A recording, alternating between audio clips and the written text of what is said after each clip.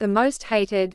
When I decided to move into another house intending to be closer to a place that was more conducive for me to study and learn the religion, my parents, thanks to the media, believed that I was going to become a terrorist. I tried to explain things to them, but it was to no avail, so I left anyway. After hell was raised and things were starting to die down, or so I thought, I got a text from my mum that went something like this. "How are you? I am sleepless every night worried about you, my heart is full of pains every night. One day you will only hear that and no more." What did she mean by this? At first I chose to ignore it, and then I decided to reply, "Big mistake." Reading it now, I can see what I did wrong, but that was who I was at that time. Rather than ignore the emotion, I took it personal and chose to use logic to respond to the statement. Logically thinking she was just trying to make me feel guilty, and explained to her there was nothing to worry about, but humans don't respond to logic. It went something like this. "Why are you worried when I was in worse conditions and you didn't care, and now that I'm happy you're worried? Should I now be unhappy so that you can be happy, 'cause it seems you only care about how you feel? And when you were doing such and such and we were worried and you didn't care, can you now understand how we felt?" That will talk some sense into her, I thought. Now she should finally understand. She'll probably read it and think, okay, that's true, there's really nothing to be worried about. After all, he was in a worse situation and I didn't know, and I guess I understand how they felt when I was doing what I was doing. Let me just leave him, he is in good hands, or so I thought. Here's the reply that came. "I have cursed the day I conceived you, go and check your other message." It was too long, so she sent it through WhatsApp. She was just getting started. "Thanks for the insult, you ungrateful child, go and do whatever you want. As from today henceforth you are no longer my son, you ungrateful child. I did such and such for you, I don't ever want to see you again, and when I die, don't even come near my body because it is everlasting curse that will follow you." The end. Not yet. "That's so and so, I did such and such for him, I did this and that, and this is what he says, I curse him, he shall never have peace, it will never be better for him, he will never." You can fill the rest.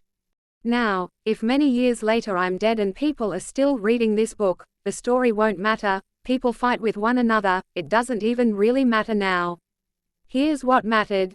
She was hurt by my decision and worried, and so she sent a text describing her condition. Apparently, it was so bad it was going to kill her and it would be my fault.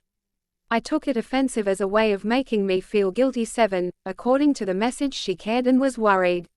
So I responded with a message, giving 3 logical reasons as to why she did not care. The message showed no consideration for her feelings. She took it as harsh, insulting and shaming. It was too much for her to swallow, so she responded as she did. "Now what will you call what I did? My father said I was rude and had no right, my mother said I was ungrateful, my teacher said it was wrong, my uncle said similar. You know what the Arabs will say? They will say I did kufr. When we say a kafir, it comprises more than just disbelief. Shaitan in the sense of the word believes in Allah, he has knowledge about him, was worshipping him, and was amongst the angels, but he is, in reality, a kafir. Kufr in its root form conveys the idea of covering. It is a term describing reciprocating a favor until evil. If someone does good to us, we respond in kind. When we do evil to someone, it is most likely that the person has hurt us in some way. But when someone does good to you and you treat him like he has hurt you, it is as if you forgot the good done to you, which should have made you to reconsider before acting in such a manner to the person. In other words, you covered the favor done to you like it never happened and then responded with disobedience, harm, evil and their likes. I guess my mum was closest to the answer, not surprising as she was the one who felt it the most. Kufr has some characteristics, using how my mum felt as an example. It hurts. My words were harsh, they showed a lack of consideration for how she felt. My reasons were faults that she was guilty and ashamed of, and it hurt her that I mentioned them. The kafir is seen as a wicked person. It takes wickedness to do kufr. It shows that you don't appreciate the favor of the person.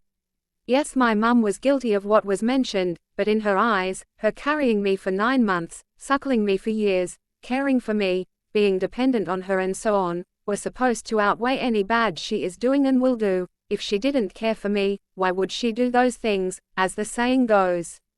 And for me to have ignored that and treated her as such, is wicked. The kafir becomes ugly in the eyes of the person to whom the kufr is done. When she saw the message, I'm guessing like magic, all the care, love and worry from the previous message turned to malice and hatred, and I became her enemy, like shaitan to humanity. She didn't want to see me or hear from me, she regretted having me. Maybe if she could return back in time, she could have stopped my conception, or even worse than that. The worst judgment is carried out on him. This should go without saying, as she clearly showed. She wanted to do everything she can to punish me, she cursed me, she disowned me, she called the family to tell them how ungrateful I am.